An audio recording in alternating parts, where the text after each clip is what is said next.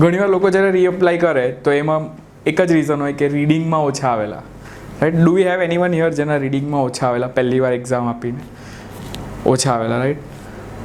રીડિંગમાં ઓછા, ત્યાર પછી તમે અહીં આવ્યા, right? Reading, anyone else who got less in reading for the first time win, right? So રીડિંગમાં પ્રોબ્લેમ શું છે કે આપણે રીડિંગ કરીએ એમાં સ્ટ્રેટ ફોરવર્ડ નથી, જાણી જોઈને જલેબીની જેમ એ લોકોએ એને કોમ્પ્લિકેટ કરેલું, રાઈટ? તો એની અંદર ઓલમોસ્ટ બધા આન્સર એ પેસેજમાં છે સિવાય એક, નોટ ગિવન. એ નોટ ગિવનના આન્સર્સ એની અંદર નથી, રાઈટ? પણ એ નોટ ગિવન પણ એવા આવે જે દે વેરી કન્ફ્યુઝિંગ. સો સ્ટુડન્ટ્સ આસ્ક મી કે સર સૌથી ઓછા માર્ક્સ મારા આ ટ્રુ ફોલ્સ ને નોટ ગિવનમાં જાય. અમુક સ્ટુડન્ટ્સ કે સર મેચ ધ હેડિંગ્સમાં માર્ક્સ નહીં આવે, બધા રોંગ પડે. મેચ ધ હેડિંગ્સ જે આવે એની અંદર બધા રોંગ પડે, right? So these are the two things. એના પછી આવે summary completion. So I am going to give you tips on all three, કેવી રીતે કરવાનું છે. અને કોઈ પણ જગ્યા પર કોઈ બુક રિફર કરો કે કોઈ વિડીયો રિફર કરો તો બધી જગ્યા પર જે ટિપ્સ હોય, ઓવરઓલ ટિપ્સ, એ ટિપ્સ ત્યારે જ કામ કરશે જ્યારે તમારી પાસે આ બે વસ્તુ છે. These are the prerequisites. What is the meaning of requisite? What is a prerequisite? Essential and already required. Already required means જે તમને ઓલરેડી પહેલાંથી જોઈએ.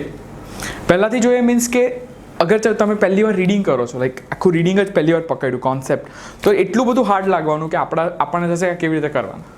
This is the first thing, the first experience you have. So that means કે રીડિંગની અંદર આપણે આપણું experience create કરવું પડશે, right?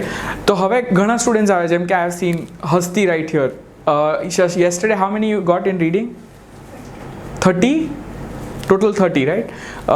Someone else got 38 directly. So now what is it that they are doing? So the only difference is કે અગર week reading છે અને સ્ટ્રોંગ રીડિંગ છે, એના પાછળ એ છે કે સ્ટુડન્ટે રીડિંગ કરવામાં, રીડિંગ નામની જે એક્ટિવિટી છે એમાં પાછળ કેટલો ટાઈમ આપેલો. એટલે કોઈ હવે નાનપણથી બુક્સ રીડ કરે છે અને કોઈએ હમણાં બુક પકડી, તો બંનેની રીડિંગ સ્કિલ જ અલગ અલગ છે. કોઈએ એન્ટરટેનમેન્ટ માટે રીડિંગ કર્યું છે, એટલે like a hobby. There are certain people who are readers, you call them bookworms. Bookworms means what they have done? એ લોકો ટ્રાવેલિંગ કરતા હતા કે એ લોકો ઘરે ફ્રી બેસેલા, ફ્રી મિનિટમાં મોબાઈલમાં નહીં જોયું, they were reading a novel. These are the people who are reading for fun, reading as a hobby. For them it is very easy, right? So it is like exercising. Somebody is doing it out of passion and somebody is doing because એને target આપેલું. સો જે વસ્તુ કરવાની ગમતી નહીં હોય એ એટલી વધારે આપણને ડિફિકલ્ટ અને હાર્ડ પડે, રાઈટ? અને અત્યારે જે કરંટ સ્કોર આવે આઈલેટ્સના, એમાં majority of the students gate 5 and 5.5 bands. This is the statistics. At least 65% students જ્યારે આઈલેટ્સ આપે, 70% તે લોકોના આટલા સ્કોર આવે. કેટલા? રીડિંગમાં એકેડેમિકની વાત કરું, 5 અને 5.5. સો રીઝન ઇઝ વોટ કે રીડિંગનું જે એક્સપિરિયન્સ છે, એટલે રીડિંગ સાથેનો જે ટાઈમ છે એને પહેલાં વધારવાનો. સો બેઝિક રીડિંગ ટાઈમ શું હોવું જોઈએ? એટલે તમે જેમ કે એક બુક લઈને વાંચી છે, તો એક બુકને પ્રોપર ફિનિશ કરવામાં તમને 3 થી 4 કલાક લાગશે. કેટલા લાગશે? અગર જો તમે બ્રેક વગર રીડ કરો તો 3 to 4 hours. એટલે આપણે એક સાથે 4 કલાક રીડ નથી કરતા, એટલે આપણે જેમ કે અડધો કલાક રોજ રીડ કરો, તો એ બુકને રીડ કરવામાં તમને 1 week લાગી શકે. નોર્મલ નોવેલ હોય, એક નોવેલ હોય તો you might take 1 week to finish it. એટલે જનરલી આપણે કોઈ બુક નવી લઈએ ને તો આપણને નોર્મલ રીડર્સને 1 મહિનો લાગે, કારણ કે આપણે થોડું કરીને રીડ કરીએ, રાઈટ? એટલે હવે એ જ જોવાનું કે તમે એ રીડિંગ પાછળ ટોટલ ટાઈમ કેટલું સ્પેન્ડ કર્યું એક બુક પાછળ, તો સે 3-4 hours, 5 hours મેક્સ. સો નાઉ ટોટલ કેલ્ક્યુલેટ કરવાનું કે તમે ટોટલ કેટલા hours ઓફ રીડિંગ કર્યું છે, કેટલા hours ઓફ રીડિંગ. અને અગર જો તમે 200 hours ઓફ રીડિંગ ક્રોસ કર્યું છે, then you have the prerequisite. What is it? Then you have it. એના પહેલાં તમે રેડી જ નથી. એટલે એના પહેલાં આ જેટલી બી ટિપ્સ છે એ ટિપ્સ જ છે, બટ જે બેઝ જે જોઈએ, ધ રિયાલિટી ઇઝ જે બેઝ જે જોઈએ તમને એ બાકી છે. એટલે રેગ્યુલર બેસિસ પર રીડિંગ કરો. પણ ડાયરેક્ટલી અગર જો તમે ડિફિકલ્ટ રીડિંગ પકડી લો, જેમ કે ઘણા લોકો કહેશે કે યાર read times of India. Now that is a stupid tip because પેલા માણસને ટાઈમ્સ ઓફ ઇન્ડિયામાં કંઈ ખબર નહીં પડશે. So you start with chocolate reading. What is chocolate reading? You start with comic books. Very easy to read and you see the pictures, so it's easy. Start with children's story books. નાની stories હોય, પંચતંત્ર છે, Aesop's fables કરીને એક book આવે, Aesop's fable. Arabian nights, there are different kinds of stories. જે read કરવાનું, this is like the base. એટલે પહેલાં તો તમે બેઝ ક્રિએટ કરો, then you switch to fun reading. So મેગેઝિન્સમાં તમે સેલિબ્રિટી ગોસિપ અગર રીડ કરો તો મજા આવશે તમને. અને એના પછી આવે novels. So novels and newspapers are the last thing that you read. ને પછી આવે તમારી સબ્જેક્ટની બુક્સ, જે એકદમ ગમે જ નહીં વાંચવાની, આમ લેવલ છે. એમ આઈ રાઈટ? સો આપણે પહેલાં તો બેઝ ક્રિએટ કરવાનું, that is the prerequisite, that is reading experience. એટલે રીડિંગ એક્સપિરિયન્સ એટલે અત્યારે જેમ કે if you are right now starting or you are an IELTS aspirant, તો અત્યારે રોજની તમારી હોબી હોવી જોઈએ રીડિંગ. એટલે રોજનું 2 કલાક તમે ભણવા માટે નહીં, ખાલી તમે શોખ માટે તમે રીડિંગ કરો છો. આ શેના માટે? આ ટિપ્સ અગર તમે બધી ફોલો કરવાના તો તમે 7+ રીડિંગમાં લાવશો. કેટલા? 7+, right? You doing it as a hobby. And the second thing you need is word power. એટલે અગર ઇંગ્લિશ વર્ડ્સ જ નથી ખબર પેસેજમાં, તો આપણે સોલ્વ કેવી રીતે કરવાના? પછી કોઈ બી ટીપ હોય કામ નથી લાગવાની, બિકોઝ વર્ડનું મિનિંગ જ નથી આવડતું. એટલે 2 વસ્તુ જ્યારે નહીં હોય આપણને, તો આપણને આઈડિયા નહીં આવે. એટલે પહેલાં તો આ 2 વસ્તુ ક્રિએટ કરવાની, ને એના પછી આપણે બધી સ્કિલ્સ જોવાના જે રીડિંગમાં છે. So primary, what are the things? These are the 2 things and these are the secondary tips. So now you watch any video, કોઈ પણ IELTSનો વિડીયો જોઈ લો જેમાં તમે કહો કે અરે સર ટ્રીક બતાવો, ટિપ્સ બતાવો, તો આ જ બધી ટિપ્સ મળે.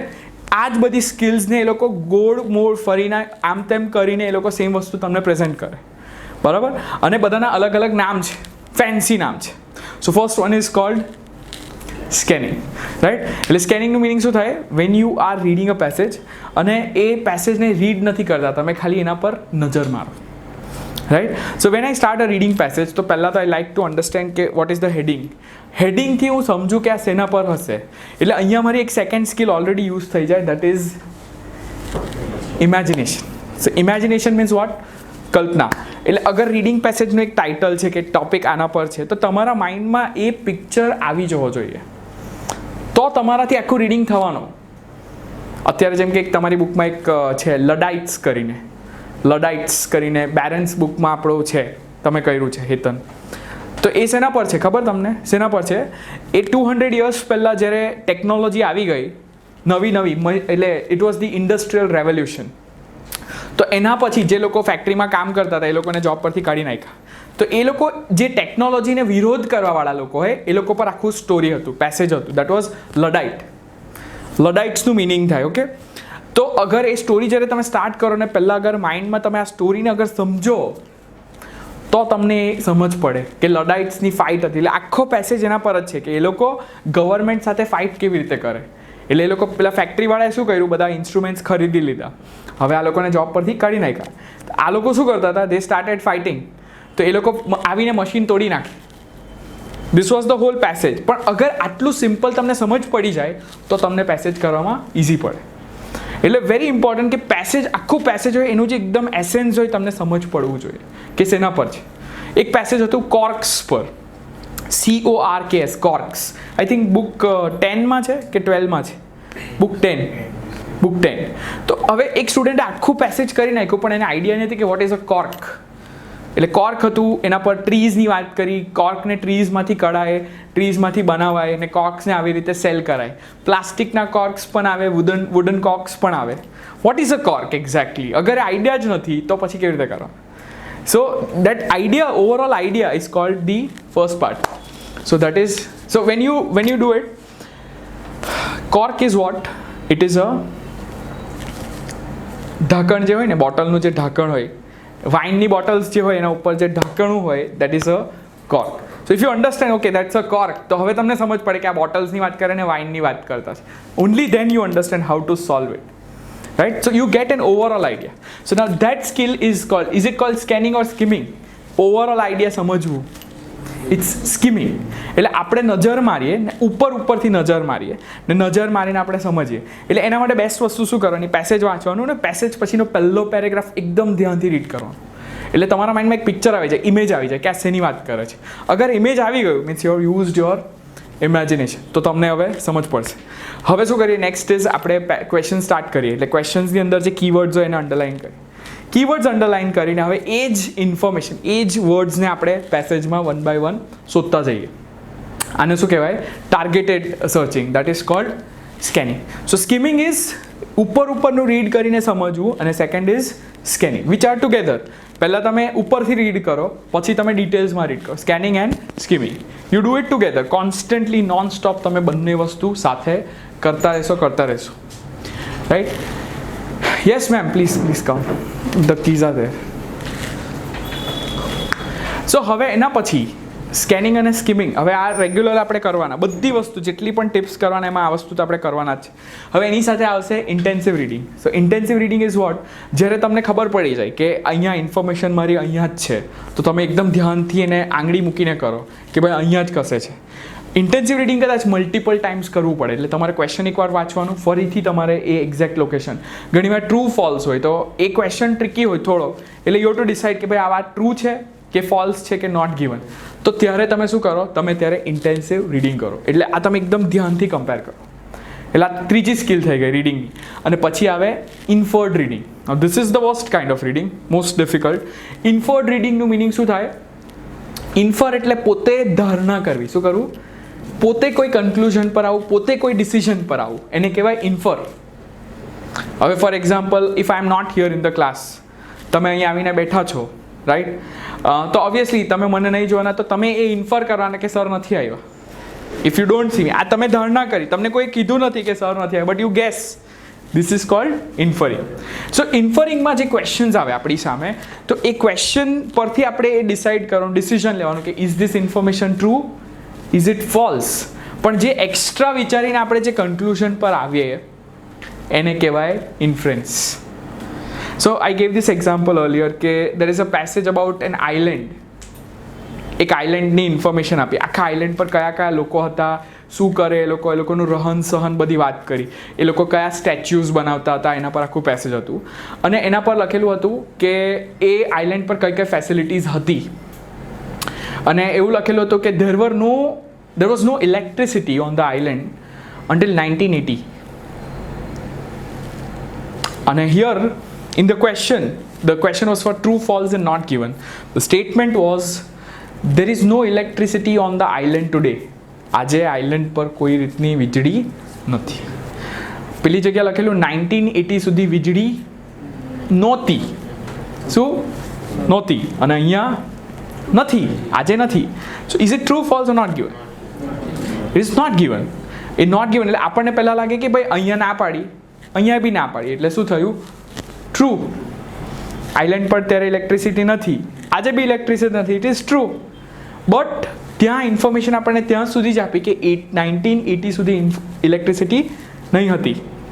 વોટ ઇફ ઇલેક્ટ્રિસિટી આવી ગઈ? તો ફોલ્સ થઈ ગયું ને. પણ એ લોકો એવું નથી કીધું કે આવી ગઈ, કદાચ નહીં બી આવી.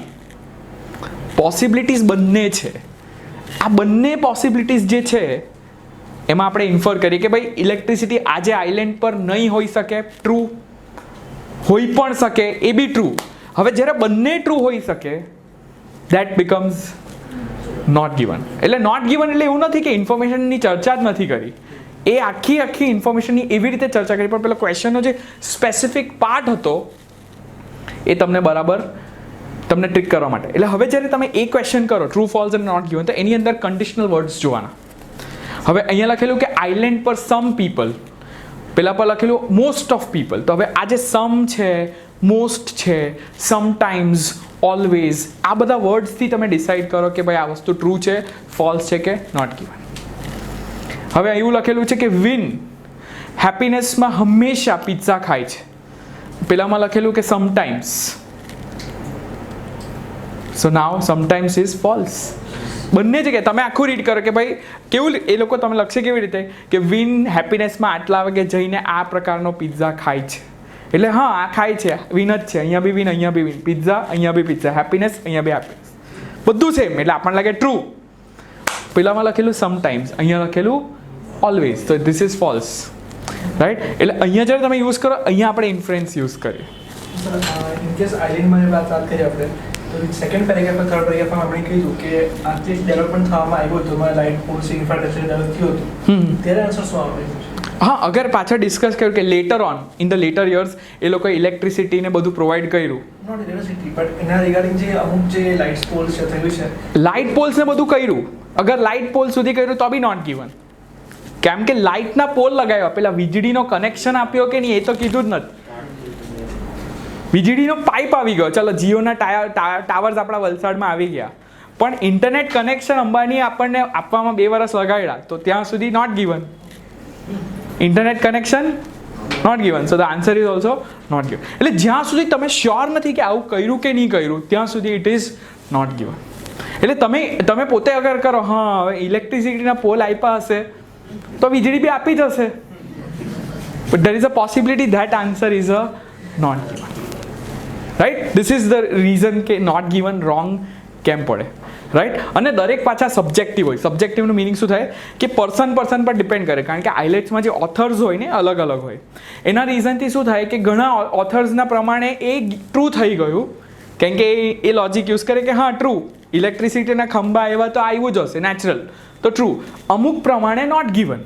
એ રીઝનના લીધે શું થાય કે આ ટ્રુ ને નોટ ગિવનમાં ઘણા બધા સારા જેનો રીડિંગ એક્સપિરિયન્સ સારો હોય તો બી એ કન્ફ્યુઝ થશે, બિકોઝ ઓથર પ્રમાણે આ છે, તમારા પ્રમાણે આ છે, right. But here the point is કે તમારે બધા 40માંથી 40 લાવવાની જરૂર નથી.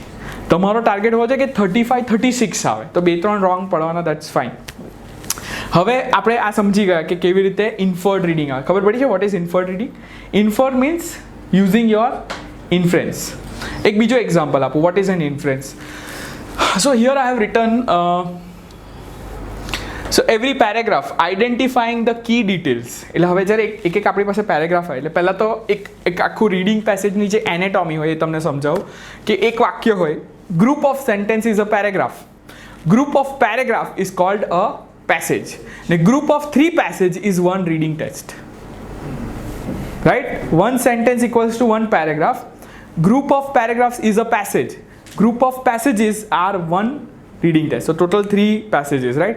So in each passage, એક પેસેજની અંદર મલ્ટિપલ જે પેરેગ્રાફ્સ હોય આપણી પાસે, તો એની અંદર આપણી પાસે અલગ અલગ વસ્તુ હોય. પેરેગ્રાફમાં એક હોય central idea, what is it? The main idea, what it is saying. પછી એને સપોર્ટ કરવા માટે એનું એવિડન્સ હોય, which is what? It could be the key detail, it could be an example, but it is a supporting idea but not the main idea. So main idea and supporting idea could be different, right? So હવે for example if I tell you કે 2015 હમણાં recently I went to Kashmir, but when I was small in 2001 I went to Kashmir. I went to the Dal Lake. Dal Lake માં હું ગયો, ત્યાં I went for boating. ત્યારે હું જ્યારે ગયો ત્યાં, when I went to the lake, the water was transparent. There were a lot of plants and fishes in the lake. તળાવમાં માછલીઓ હતી અને plants હતા. The water was shining. The water was shining.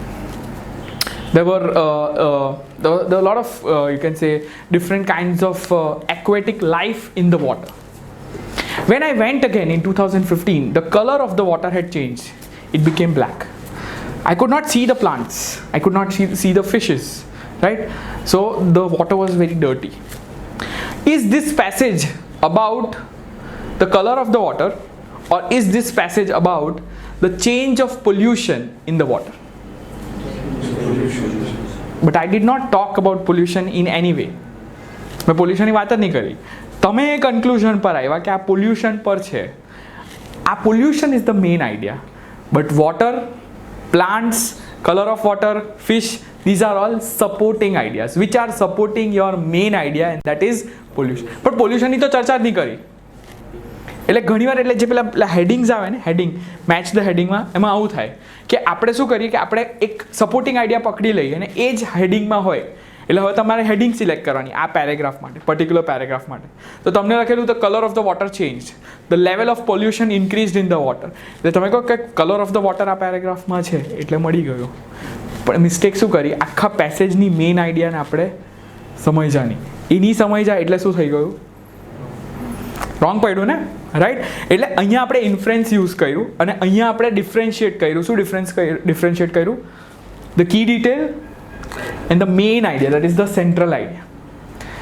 હવે પેરેગ્રાફ જે હોય, એક પેરેગ્રાફની પોતાની સેન્ટ્રલ આઈડિયા હોય અને સપોર્ટિંગ આઈડિયાઝ હોય, અને બધા પેરેગ્રાફ જ્યારે ભેગા થાય તો પેસેજની એક મેઇન આઈડિયા હોય પાછી. એટલે એમાં રીડિંગ પેસેજમાંથી 1 કે 2 ટોટલ એવા સવાલ આવે જે આખા પેસેજમાંથી પૂછેલા, એટલે એ ડાયરેક્ટ ઇન્ફોર્મેશન નહીં મળશે. કે આ પેસેજ લખવા પાછળ ઓથરનો હેતુ શું હતો, what was the purpose of this passage. એટલે એવું ડાયરેક્ટ કોઈ સેન્ટેન્સ જ નથી.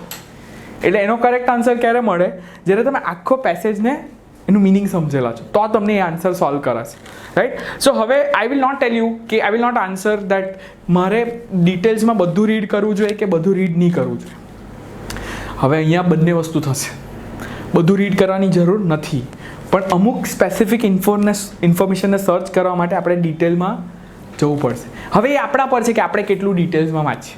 ઘણાને જલ્દી મળી જશે ઇન્ફોર્મેશન, કારણ કે રીડિંગ સ્પીડ ફાસ્ટ છે. ઘણાને સ્લો રીડિંગ છે, તો એને વધારે ડિટેલમાં વધારે ટાઈમ કાઢવો પડશે, રાઈટ. એટલે the answer, there is no answer કે તમારે ડિટેલમાં બધું વાંચવાનું કે નહીં વાંચવાનું. બીજો ક્વેશ્ચન હોય એક કે રીડિંગ પહેલાં કરવાનું કે પહેલાં ક્વેશ્ચન્સ રીડ કરવાનું. So both ways are fine. Reading આખું પહેલાં ડિટેલ્સમાં નહીં વાંચવાનું, રીડિંગમાં થોડું ઉપરથી સ્કીમિંગ કરવાનું ને પછી ક્વેશ્ચન્સને બધા ડિટેલ્સમાં વાંચીને પછી જોવાનું, રાઈટ. તો તમને ખબર પડે કે કયા લોકેશનમાં છે. So now next is, so now we clearly understand what is infer. તમે જે પોલ્યુશન જે કહ્યું કે આ પોલ્યુશન છે, દેટ ઇઝ કોલ્ડ ઇન્ફરન્સ. તમે એક કન્ક્લુઝન પર આવ્યા કે હા અહીંયા પોલ્યુશનની વાત થઈ. સો હવે એક બેઝિક સ્કિલ છે, that is identifying the keywords. એટલે જ્યારે આપણે રીડિંગ પેસેજ કરીએ તો એની અંદર જે કીવર્ડ્સ હોય તો એ કીવર્ડને આપણે અંડરલાઇન કરીએ. અંડરલાઇન કર્યા પછી બીજા કયા વર્ડ્સ જોઈએ, એ વર્ડના રિલેટેડ એના સિનોનિમ્સ, એ વર્ડના રિલેટેડ આપણે જોઈએ એના એન્ટોનિમ્સ. અથવા we look at the paraphrasing. Paraphrasing means એક વર્ડના માટે આખો સેન્ટેન્સ મૂકેલો છે. It is standing there for whole one sentence, for one word. Like અહીંયા સ્ટુડન્ટ લખેલું તો તમે સર્ચ કરો પ્યુપિલ્સ, એકેડેમિયન્સ, આ બધું સ્ટુડન્ટ માટે. પણ એવું બી આવે young people who attend the school, school goers. આ પેરાફ્રેઝ થઈ, સ્ટુડન્ટની જગ્યા પર આવી રીતે ચેન્જ કરશે. અને અમુક કેસીસમાં એન્ટોનિમ યુઝ કરે, પણ આન્સર એન્ટોનિમ કન્ફ્યુઝિંગ હોય. કેવી રીતે? અત્યારે આજે જ સવારે આપણે કર્યું પેલું સિલ્ક રોડ વાળું, ખબર આપણે સિલ્ક રોડનું રીડિંગ પેસેજ કર્યું. તેમાં એક ક્વેશ્ચન નંબર 13 છે કે જેટલા મર્ચન્ટ્સ જે હતા એ સિલ્ક રોડ પર ટ્રાવેલ કરતા. તો એવું લખેલું છે કે most of merchant travelled specific areas of the silk road.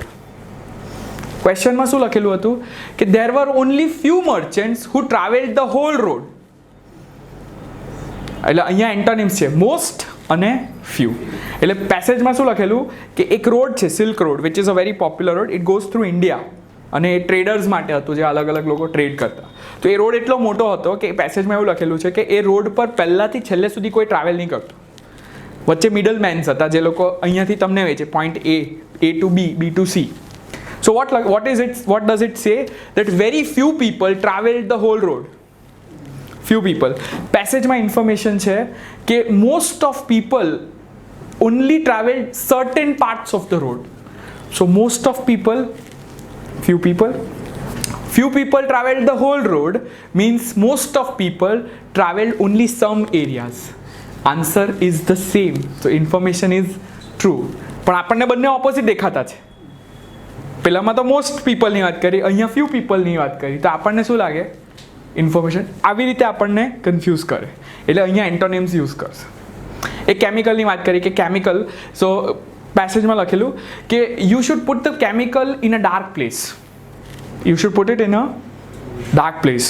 પેલામાં લખેલું છે કે it is recommended by the scientist that it should not be, the chemical should not be kept in an area where there is a lot of light. True થઈ ગયું ને? Not lot of light, dark place. Antonyms એટલે antonyms પણ હોઈ શકે. આ પણ આવી રીતે આવશે. એટલે ક્વેશ્ચન્સ અમુક આ રીતે ચેન્જ કરેલા. પેરાફ્રેઝિંગ હશે તો કદાચ તમારે વધારે રીડ કરવું પડશે, because the whole sentence will be there. Synonym હોય તો તમને સૌથી જલ્દી મળશે. અને એકદમ જલ્દી ક્યારે મળે? જ્યારે ડાયરેક્ટ વર્ડ મળશે તમને, રાઈટ. અને આના માટે એક જે એક્સરસાઇઝની જે ટાઈપ્સ છે એ બધા માટે આપણે જે બધા રીડિંગના જે લેસન્સ છે જે આઈ શેર વિથ યુ ગાઈઝ, એ એક લેસન્સ ખાલી તમે જુઓ એટલે દરેક ક્વેશ્ચન ટાઈપ કેવી રીતે કરવાનું I have taught you that. What tips to use.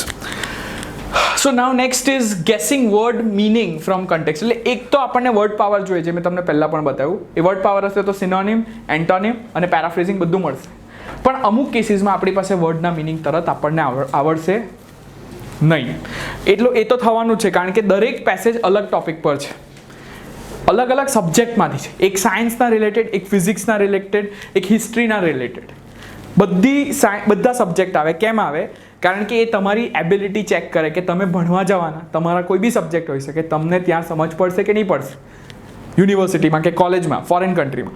એટલે કોઈ બી સબ્જેક્ટના હોઈ શકે. એટલે આપણી પોતાની ફિલ્ડના વર્ડ્સ આવશે નહીં.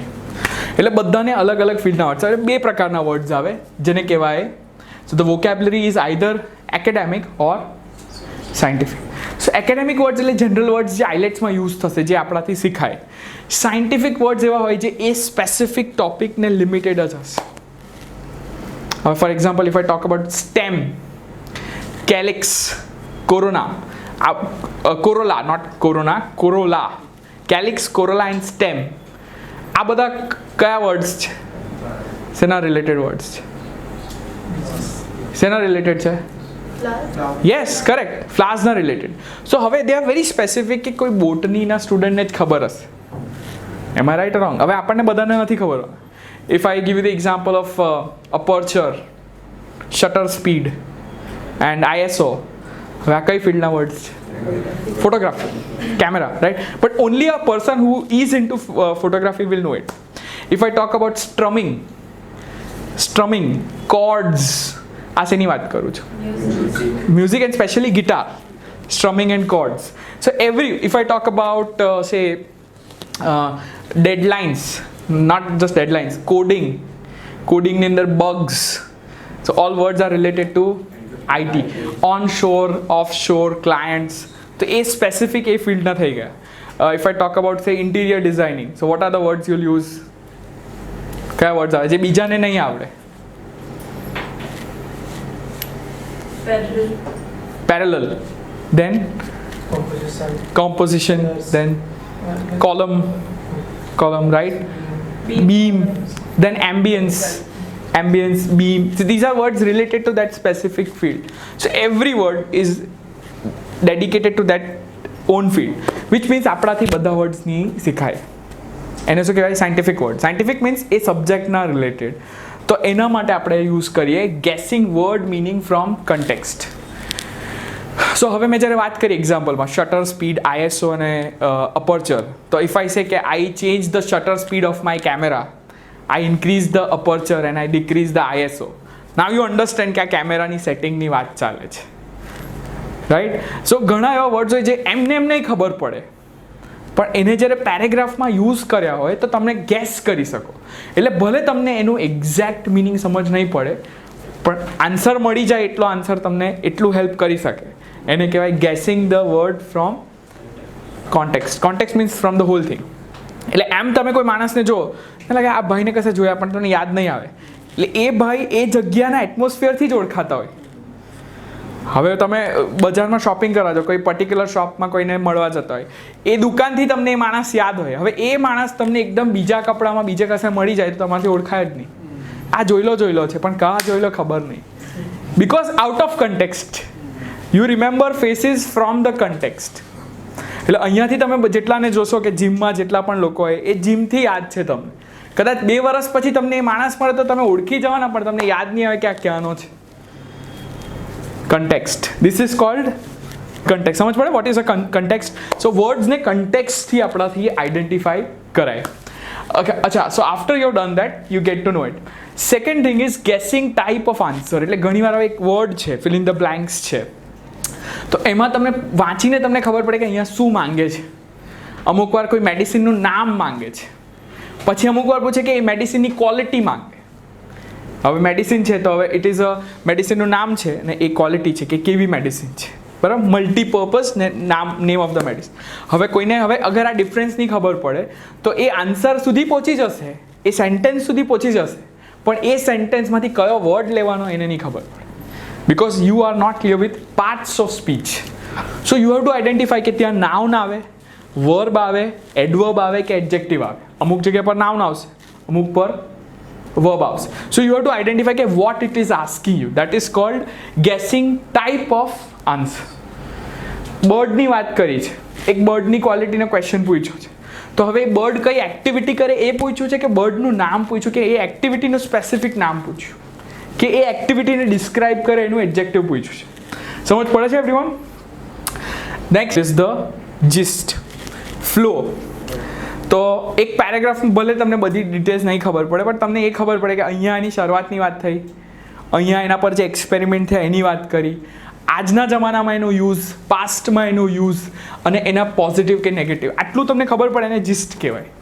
જીસ્ટ ખબર હોય તો તમને ખબર પડે કે મારે આ ઇન્ફોર્મેશન ક્યાં મળશે. જીસ્ટ કઈ સ્કિલથી મળશે? આ બધામાંથી સ્કીમિંગ કરવાથી. સ્કીમિંગ કરો તો તમને ઓવરઓલ આઈડિયા આવે કે ભાઈ અહીંયા છે. હવે આ ફૂડની વાત કરી તો ફૂડ પહેલાં ક્યાં મળ્યું, કેવી રીતે બન્યું, કેવી રીતે એનું યુઝ થયું, આજે કોણ કોણ ખાય છે, એના નેગેટિવ ઇફેક્ટ શું છે, અને એના ફ્યુચર એપ્લિકેશન્સ શું છે. સો દેન that is cold identifying the જીસ્ટ. જીસ્ટ ખબર પડે તો જીસ્ટ માટે તમારે ફટાફટ રીડ કરો.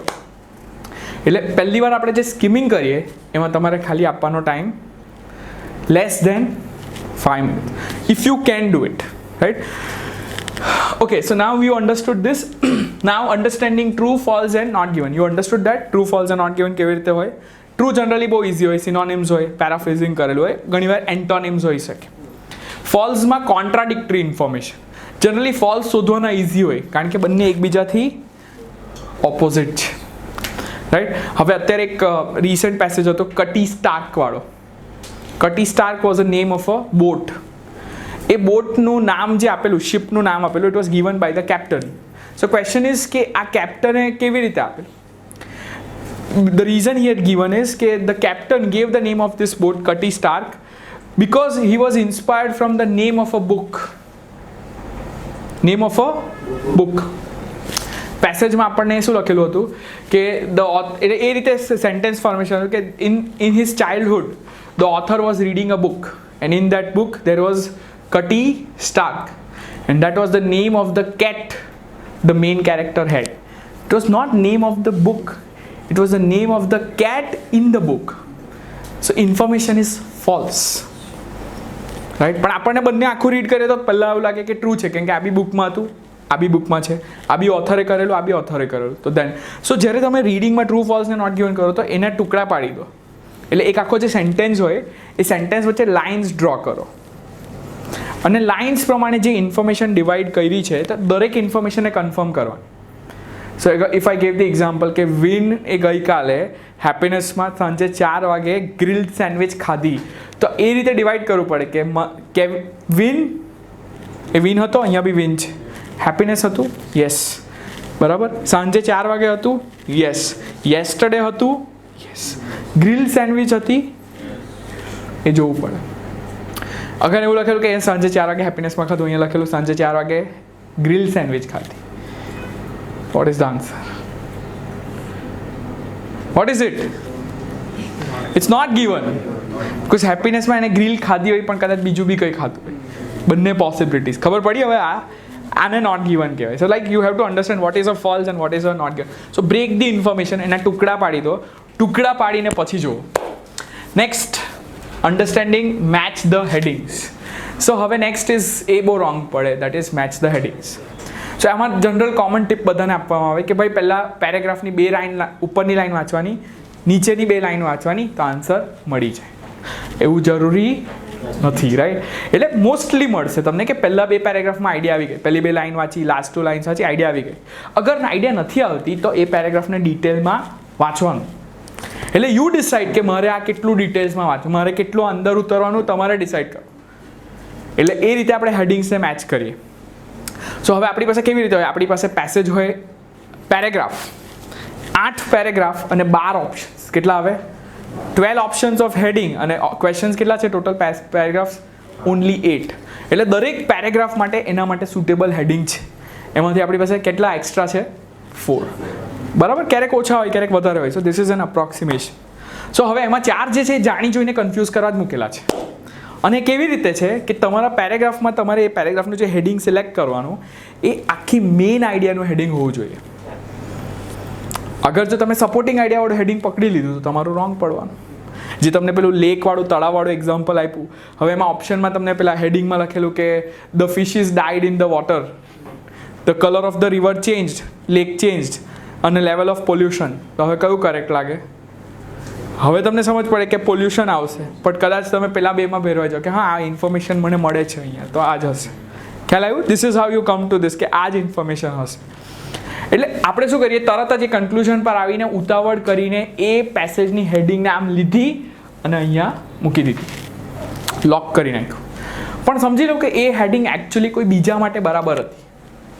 પેરેગ્રાફ 1 માટે હેડિંગ મેં સિલેક્ટ કરી નાખી, પણ એ હેડિંગ એકચ્યુઅલી 5th પેરેગ્રાફ માટે બરાબર હતી. કયા માટે બરાબર હતી? હવે હું 5th પર જ્યારે આવીશ ત્યારે ઓલરેડી પેલી હેડિંગ તો ગઈ, વેચાઈ ગઈ, એના લગ્ન થઈ ગયા, તો શું કરવાનું? બીજી છોકરી શોધવાના. પણ પેલી જ બરાબર હતી, ફર્સ્ટ વન, પણ એ તો પરણાઈ ગઈ. તો આપણે શું કર્યું?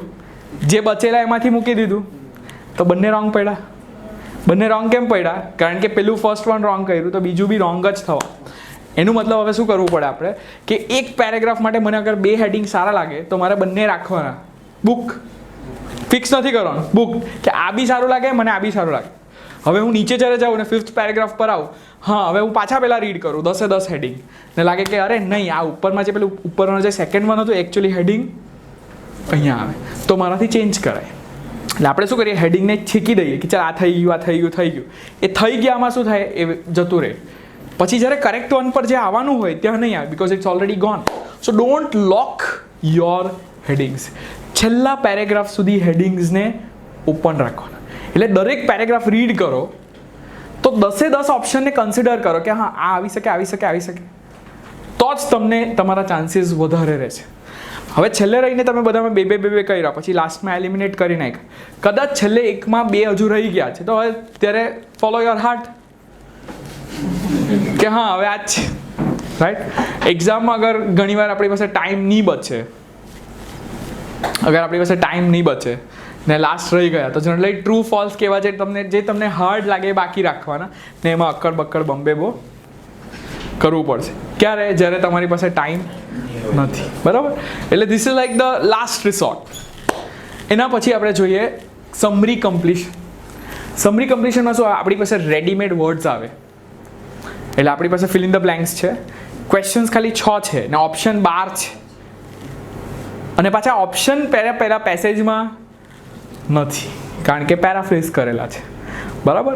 તો હવે અહીંયા સિમ્પલ વસ્તુ કરવાની કે એ પેસેજનો જે ક્વેશ્ચન હોય એને રીડ કરવાનો ગ્રામેટિકલી, ને જોવાનું કે આમાંથી કયા આન્સર આમાંથી મને ફિટ લાગે છે, બરાબર છે. હવે જ્યાં વર્બ આવવાના તો બધા વર્બ જ આવી શકે, ત્યાં પછી કોઈ નાઉન નહીં આવશે. ખ્યાલ આવે છે?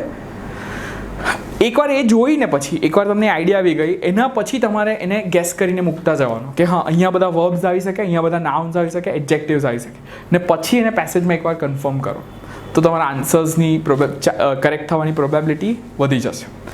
સો that is what you are doing this thing, you are guessing the type of answer. Same skill used here. So that is for summary completion. આ સમરી કમ્પ્લીશનવાળા તમે એકચ્યુઅલી પ્રેક્ટિકલ જે લેસન્સ જુઓ ને આપણા સેશન્સના, તમને વધારે આઈડિયા આવશે. ને પછી આવે મલ્ટિપલ ચોઇસ ક્વેશ્ચન્સ, MCQ. તો MCQમાં કોઈ પણ દિવસ પહેલાં બધા ઓપ્શન વાંચી નહીં લેવાના, કેમ કે ઓપ્શન એકવાર વાંચવા ગયા તો કદાચ તમે કન્ફ્યુઝ થઈ જાઓ. તો પહેલાં રીડ ધ ક્વેશ્ચનના કીવર્ડ્સ લઈને તમે પેસેજમાં જઈને શોધો, એને તમને ઇન્ફોર્મેશન મળે. હવે read the information carefully, then come back and read the option. તમને સમજ પડશે કે આ રોંગ કયા છે. એટલે MCQમાં કેટલા આવે? 3 કે 4 આવે. રીડિંગમાં ને લિસનિંગમાં 3. લિસનિંગમાં MCQ કેટલા આવે? ઓપ્શન 3 આવે, પેલામાં 4 આવે. તો 4માં કેવી રીતે હોય? તે ડિવાઇડેડ ઇન્ટુ ડિફરન્ટ ટાઈપ્સ. એક હોય કરેક્ટ ઇન્ફોર્મેશન. તો હવે જે રોંગ હોય એ રોંગની વેરાયટી હોય. તો જે these are the MCQ option types. અલગ અલગ જે ઓપ્શન્સ આવે, તો ફર્સ્ટ આવે કોન્ટ્રાડિક્ટરી ઇન્ફોર્મેશન. કોન્ટ્રાડિક્ટરી મીન્સ પલતી ઇન્ફોર્મેશન. એક ક્વેશ્ચન પૂછ્યું અને એનો આન્સર એકદમ ખોટો, રાઈટ, કે ત્યાં મેની પીપલ ને અહીંયા લખેલું ફ્યુ પીપલ, એટલે ઓપોઝિટ થઈ ગયું. So this is the contradict, which is obviously a wrong. Second આવે word trap. What is a word trap? જે પેરેગ્રાફમાં જે બધા વર્ડ્સ છે, ઇન્ફોર્મેશન છે, એ જ વર્ડ્સ યુઝ કરીને થોડું આમ તેમ કરીને ક્વેશ્ચનનો ઓપ્શન બનાવેલો છે. It is a word trap. એ જોઈને આપણને લાગે હા this could be the correct answer. That is also a wrong answer. What is the third option? That is word type. Word trap. Then the third one is out of context. A option છે જ નહીં, એ તરત ખબર પડે કે આ તો નહીં જ હોઈ શકે. ખબર આપણે MCQ 4 ખોટા હોય ને એમાંથી એક એટલો ગંદો હોય ને એ ફની હોય કે આ તો હોય જ નહીં શકે. That is an obvious wrong. એ સૌથી ઇઝી હોય આઈડેન્ટિફાઈ કરવું. સેકન્ડ હોય કોન્ટ્રાડિક્ટરી, એ બી ઇઝી હોય, પણ પછી કન્ફ્યુઝિંગ હોય word trap, because word trap is confusing. And last one you're left with is your correct answer. That's how you do find out the correct one. Again remember here also reading કરીને અગર તમે એકદમ સમજશો નહીં તો પછી આમાં confuse થાઓ. પછી આવશે last one more thing is underlining, circling and making the notes. એટલે આ વસ્તુ ક્યારે કરાય? અંડરલાઇનિંગ ને સર્કલિંગ તો આપણે બધા કરીએ. અમુક વર્ડ્સ હોય જેમ કે ડેટ્સના ક્વેશ્ચન પૂછેલા કે આ તારીખના આ થયું, આ તારીખના આ થયું, તો એને અંડરલાઇન કરતા થાઓ. અમુક ઇન્ફોર્મેશન યુઝફુલ લાગે તો અંડરલાઇન કરો, પણ એવું નહીં થવું જોઈએ કે બધું જ અંડરલાઇન કરો. અમુક સ્ટુડન્ટ્સની મેં રીડિંગ કર્યા પછીની રીડિંગ પેલું પેસેજ જોવું, બધું જ અંડરલાઇન કરેલું. And what is everything is important. You have to understand કે what is the information you are looking for. Don't underline everything. અમુકમાં બધા સાયન્ટિસ્ટના ક્વેશ્ચન, કયા સાયન્ટિસ્ટે કયું સ્ટેટમેન્ટ આપ્યું, બરાબર, કયા સાયન્ટિસ્ટે કયા પ્રોજેક્ટ પર કામ કર્યું, તો બધી જગ્યાએ સાયન્ટિસ્ટના નામને તમે સ્ક્વેર અથવા સર્કલ કરી નાખો. એટલે એ માર્ક કરવાથી તમને ઇઝી પડશે when you are looking for it. So that is it. And a last tip, which is a pro tip. Pro tip means only do it if you are very sure. Is કે પેસેજીસના જે heading કરીએ આપણે, match the heading કરીએ, તો એ હેડિંગની અંદર જે પેરેગ્રાફની જે summary હોય, એનું જે એસેન્સ હોય, એ એસેન્સને તમે બાજુમાં નાના લેટર્સમાં તમારી રીતે લખી દો. ગુજરાતીમાં લખો તો ગુજરાતીમાં લખી દો. Whatever makes you understand what the passage is about. So now if you start reading it, ને અહીંયા મને હવે બ્રિજ પર એક પેસેજ હતું, તો પહેલાં મેં સ્કીમ રીડ કર્યું. સ્કીમ રીડ કરીને બાજુમાં લખી કાઢ્યું કે ભાઈ આ પેસેજમાં બ્રિજની સ્ટોરી, અહીંયા ઓથરની સ્ટોરી, અહીંયા બ્રિજ તૂટી ગયું, બ્રિજ પર બબાલ થઈ, જે બી બધી સ્ટોરી, એટલે સ્કીમ રીડ કર્યું. અહીંયા બ્રિજને રીકન્સ્ટ્રક્ટ કર્યું, બ્રિજને કેવી રીતે કન્સ્ટ્રક્ટ કર્યો, મટીરિયલની વાત કરી છે. સિમ્પલ ફટફટ કરી નાખ્યું. હવે હું જેવા ક્વેશ્ચન રીડ કરું મને ખબર પડે કે ભાઈ આ ક્વેશ્ચન આ પર્ટિક્યુલર વસ્તુ બાબતે છે, તો હવે હું જઈને ત્યાં ઇન્ટેન્સિવ રીડિંગ કરીશ. ખબર પડી, રાઈટ? તો એ કેવી રીતે હેલ્પ કરશે? When you are making notes. Last passage, કારણ કે લાસ્ટ પેસેજમાં આપણે આમ બહુ કરવું પડશે. રીડ કરવાનું, પાછું ક્વેશ્ચન, પાછું રીડ કરવાનું, પાછું ક્વેશ્ચન. તો that is one easy tip, but only if you have time. Time વધારે હોય તો જ કરાયા. એના પછી આવશે ઇન્ક્રીઝિંગ યોર રીડિંગ અથવા comprehension skills. Vote is the meaning of comprehension? સ્કૂલમાં કરેલું આપણે. શું મિનિંગ થાય? સમજવું, કઈ વસ્તુને આપણે સમજવું. ગુજરાતીમાં કહેવાય જ્યારે, આપણને જ્યારે કે નહીં, એ જારવાની તમારી ટેસ્ટ છે કે કેટલું જારે છે તમને. That is cold comprehension. Simple Gujarati, right? So in comprehension, increasing that, there is one app called Spreader. એક વેબસાઇટ છે, ગૂગલ પર તમે સર્ચ કરી શકો. It's a tool. સ્પ્રીડર પર શું કરે, આખો પેસેજ, જે તમારો રીડિંગ પેસેજ હોય ને, એ પેસેજ આખો કોપી કરવાનો પીડીએફમાંથી અને સ્પ્રીડર પર પેસ્ટ કરવાનો. હવે સ્પ્રીડર શું કરે, એ તમારા સામે આખો સેન્ટેન્સ નહીં, એક વર્ડ કરીને એને ફ્લેશ કરે. સો એક સ્ટોરી ઇઝ કે ધેર વોઝ અ કિંગ, તો આવી થાય ધેર વોઝ અ કિંગ. ખબર પડી? હવે એની તમે સ્પીડ સેટ કરો કે દર સેકન્ડ કેટલા વર્ડ્સ આવે. 1 સેકન્ડમાં 1 વર્ડ, 1 સેકન્ડમાં 3 વર્ડ્સ. એટલે આમ કરીને તમારી સામે ખાલી વર્ડ, ઓનલી 1 વર્ડ ફ્લેશ થાય. આ કરવાથી તમારી રીડિંગની સ્પીડ વધે. એટલે તમે હવે 1 મિનિટમાં કેટલા વર્ડ્સ પ્રોસેસ કરો છો, સ્પ્રીડરથી કરાય. Do this. આખું પેસેજ હોય, આ બધી આપણે જેટલી બી બુક્સ હોય ને બધાનું PDF હોય, એટલે આખી બુકને ડિજિટલી તમને ઇન્ટરનેટ પર લઈ જવાય, કોપી પેસ્ટ કરવાનું, and then do the Spreeder thing. So 1 2 3 4 5 6 એવી રીતે વર્ડ્સ ફ્લેશ થશે. એટલે હવે જોવાનું કે તમે કેટલા સ્પીડ પર તમે વર્ડ્સને પ્રોસેસ કરો, કોમ્પ્રિહેન્ડ કરો. મતલબ કેટલી સ્પીડમાં વર્ડ્સ તમને જારે છે. સમજ પડી? That is the speed for understanding and increasing your speed reading. Then comes imagination. એટલે વેરી ઇમ્પોર્ટન્ટ અગેન સ્ટાર્ટિંગથી જ કે પેસેજ રીડ કરતી વખતે દરેક વસ્તુનું આપણા માઇન્ડમાં એનું પિક્ચર હોવું જોઈએ. Picture means a mental image about what is happening. If there is a passage about plants, indoor plants, તો એના એડવાન્ટેજીસ લખેલા. તો હવે માઇન્ડમાં હોવું જોઈએ કે ઓફિસની વાત થાય છે, પ્લાન્ટ્સની વાત થાય છે, so what the passage says is કે જ્યારે કોઈ બિલ્ડિંગનું કન્સ્ટ્રક્શન થાય તો એની અંદર જે પેઇન્ટ્સ ને બધું યુઝ થયું હોય, કેમિકલ્સ, એ કોન્સ્ટન્ટલી આપણા અંદર જતા હોય, ધ ટોક્ઝિન્સ. સો પ્લાન્ટ્સ જે હોય એ રૂમની અંદરનું આ જે બધું હોય એને એબ્ઝોર્બ કરે, right. So it creates more oxygen in the room. આ જેટલી હું વાત કરું તમારા માઇન્ડમાં એ વસ્તુનો ચિત્ર દેખાવો જ જોઈએ. That is imagination. કંઈ બી પેસેજ છે માઇન્ડમાં એનું ઇમેજિનેશન ચાલવું જોઈએ. અને લાસ્ટ વસ્તુ જે છે, the last thing that most of students avoid doing is called a reverse test. So I had a student, she was having lot of difficulties in reading. એણે મને કીધું સર તમારી પાસે જેટલા રીડિંગ હોય મને મોકલાવો. That time I had around 200 reading tests digital, so I gave her all the PDF. એટલે એને બધા પ્રિન્ટ કરાયો. કેટલા? રોજ એ 2 કર્યા કરે. કેટલા કરે? 2. એટલે એને ઓલમોસ્ટ 3 monthsમાં બધા રીડિંગ એને, almost not even 3 months, like a month and half she completed all the reading. પણ એમ કે સર મારો સ્કોર તો 25ની ઉપર જાય જ નહીં, અટકી ગયો. કોમન કમ્પ્લેન કે સર મારો સ્કોર અહીંયા અટકી ગયો. So I asked her કે કેમ અટકી ગયો, what is the reason? So she said કે હું આ બધી તમે જેટલી ટિપ્સ આપી એ બધી કરું છું.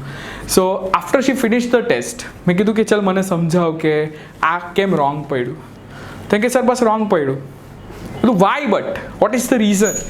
She said I don't know, મને ખબર નથી રોંગ કેમ પડ્યું, મને ખબર. મેં કીધું અગર ખબર નથી તો ખબર આપણે પાડવી પડશે. એટલે તમે અગર ટેસ્ટ કર્યા અને તમારા ટેસ્ટમાં 25 આવ્યા, 25 ઇમ્પોર્ટન્ટ નથી. કયા ઇમ્પોર્ટન્ટ છે? જે 15 રોંગ પડ્યા, આપણા જે 15 જે રોંગ પડ્યા એ ઇમ્પોર્ટન્ટ. એટલે એક રીડિંગ કરો, તમે 3 નહીં કરો દિવસ, ખાલી એક જ રીડિંગ કરો. પણ જે રોંગ પડ્યા છે તો એ રિવર્સ ટેસ્ટ કરો. What is it?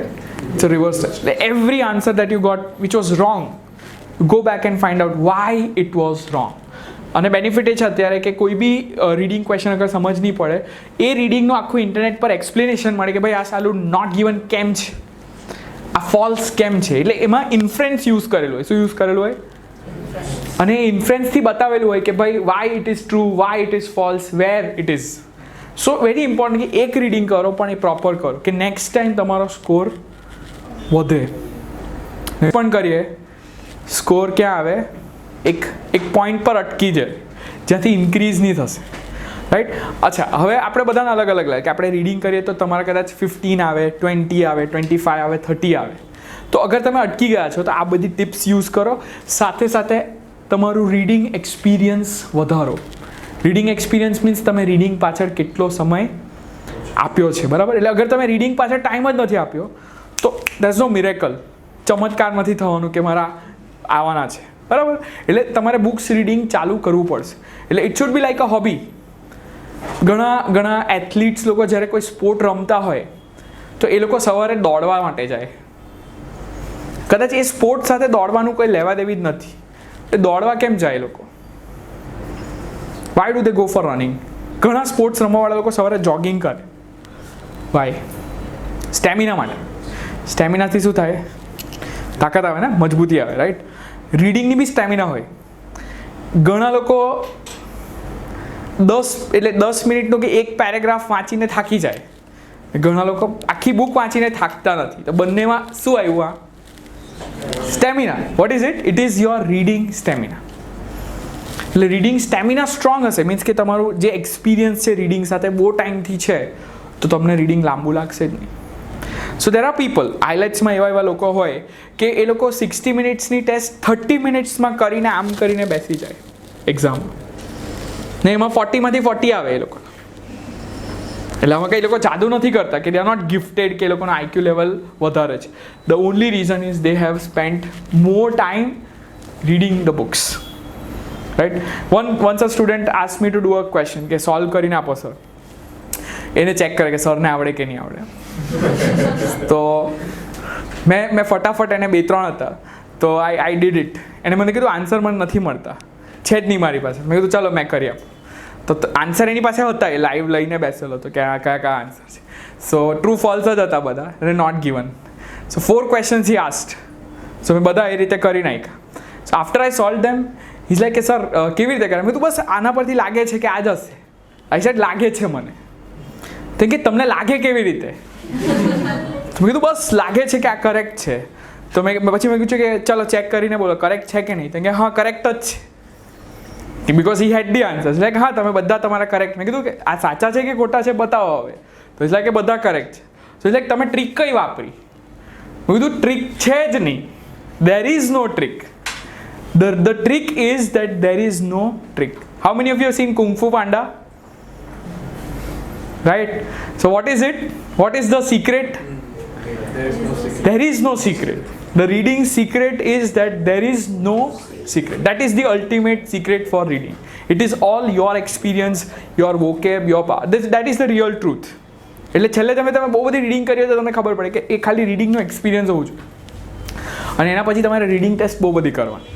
પ્લસ ડાયરીમાં તમારે એ ઇન્ફોર્મેશન લખવાની કે કયા કયા વર્ડ્સ જે ક્વેશ્ચનમાં પૂછાય ને જે પેસેજમાં આવે, જે પેરાફ્રેઝ થયેલા વર્ડ્સ હોય એ બધા એકેડેમિક વર્ડ્સ હોય. કયા વર્ડ્સ હોય? સાયન્ટિફિક વર્ડ્સ હોય તો એ તેવા ને તેવા જ રહેવાના. એ કોઈ કેમિકલનું નામ છે તો એને પેરાફ્રેઝ નથી કરવાના, એ સેમ ટુ સેમ જ રહેવાનું. પણ જે વર્ડ્સ પેરાફ્રેઝ થયા છે, જેમ કે ફિયરસમ, અહીંયા લખેલું ફિયરસમ, ત્યાં લખેલું ડોન્ટિંગ, તો ડોન્ટિંગ ઇઝ ધ સિનોનિમ. હવે ડોન્ટિંગ વર્ડ જ નહીં ખબર પડે તો આપણે ફરી લઈએ, કેટલું બી ફરી લઈએ, કોઈ બી ટ્રીક યુઝ કરીએ, નથી મળવાનું, બિકોઝ ડોન્ટિંગ ઇઝ ધ આન્સર. ફિયરસમ ને ત્યાં જ છે એમ. So what are your questions and doubts about reading now? Do you have?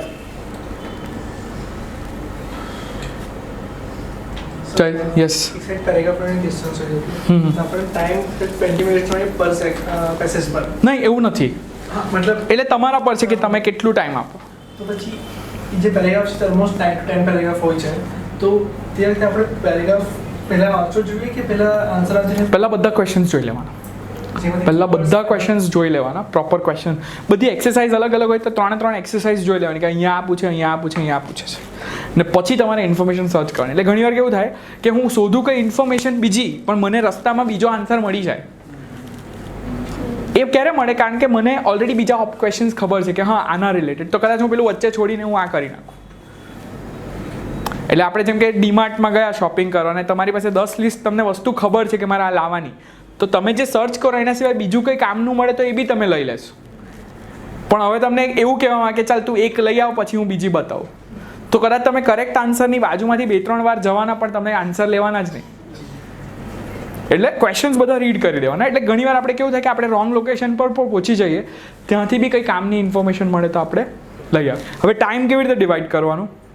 તો total time 60 minutes, number of passages 3. So ideally they will tell you કે બધામાં 20. So that is the wrong calculation. કેમ કે last passage એવું મોટું ને confusing હોય, નાલાયક passage હોય, તો એના અંદર તમને જોઈશે 25 મિનિટ્સ, રાઈટ. સો ફર્સ્ટ પેસેજમાં તમારું ફટાફટ થવું જોઈએ 15 મિનિટ્સમાં. પણ 15 મિનિટ્સ કેવા હોવા જોઈએ?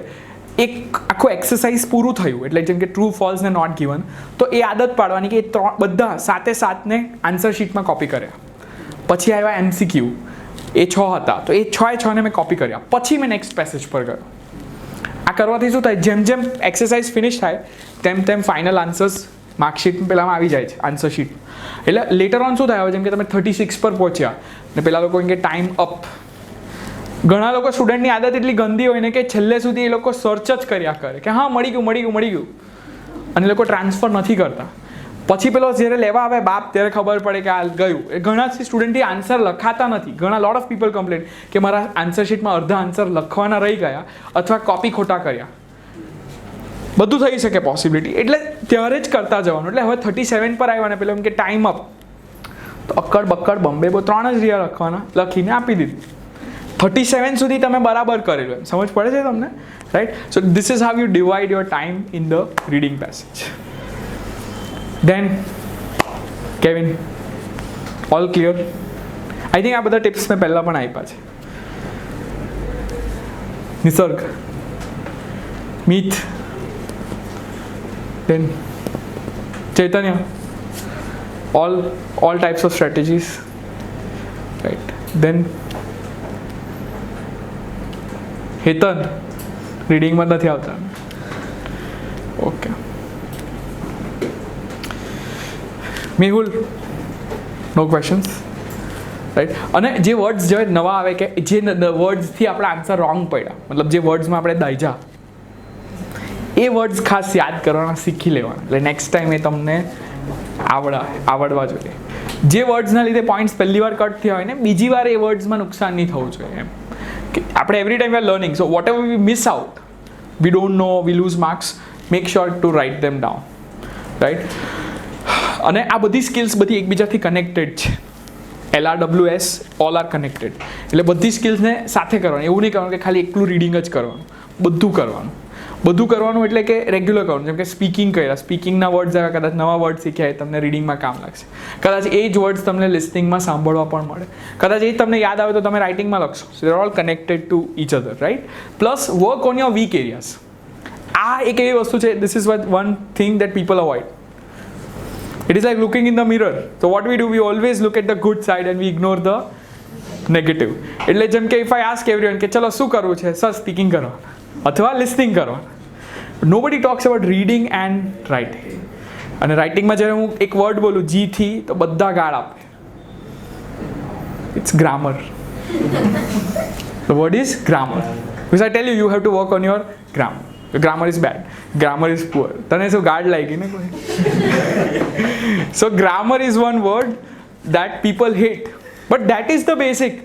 કારણ કે ગ્રામર અગર જ્યાં સુધી ક્લિયર નથી ને તો તમારો બેન્ડ 6ના ઉપર નહીં જાય. એ લોકો લિટરલી એ લોકો કટ કરી નાખે. So they cut it. So especially in writing and speaking, grammar is a must. શું થયું? ગ્રામર એકબીજાને ગાળ આપતા છો? So work on that. So now you have to understand કે જે વીક એરિયા છે એના પર વર્ક કરો, રાઈટ. વીક એરિયાઝ અગર સ્ટ્રોંગ થઈ જાય, બેઝ તમારું સ્ટ્રોંગ થાય તો જે ઇઝી છે એમાં તો બેન્ડ્સ આવવાના જ છે, રાઈટ. એટલે આપણે કહીએ હા થઈ જશે પણ એ નહીં થાય. અને એમાં પછી શું થાય? પૈસા બગડે આપણે. એટલે વીક એરિયાઝ પર ખાસ આપણે કામ કરો. This is like going to the gym. જીમમાં જઈને everyone 2-3 exercises people love to do. That's bicep, chest બધા કરે, પણ એક એક્સરસાઇઝ બધા અવોઇડ કરે, legs. Am I right? Legs કરવાના એટલે ઘણા સ્કીપ કરી નાખે. મિથ કરે ને, right. So then what happens if you only work out on your upper body and not on your lower body? શું થવાનું? There's something called chicken legs. Chicken legs means what? That you have a very good V-shaped body, upper body. Torso is very big. But then legs are skinny. Proportion નથી. Am I right? Gru minions વાળો. કયું? Gru minions. Like Gru, right? Like very skinny legs. Like Gru in Despicable Me, right? Yeah. So that is true. So you should work on the weak part. So weak part પર કામ કરો તો automatically બીજું બધું strong થઈ જશે. સો જે areas week છે એને લઈને એની પાછળ પડી જવાનું કે કેમ રોંગ પડે. So don't do dumb work. there is hard work, there is smart work and there is donkey work. Hard work ને ડોંકી વર્ક બંને સેમ જેવા છે. હાર્ડ વર્ક કરવાનો, ડોંકી વર્ક નહીં કરવાનો. ડોંકી વર્ક શું કહેવાય? જે સ્ટુડન્ટની વાત કરી કે 200 ટેસ્ટ કર્યા પણ રિવર્સ ટેસ્ટ નહીં કર્યા, this was donkey. It was hard work plus donkey work.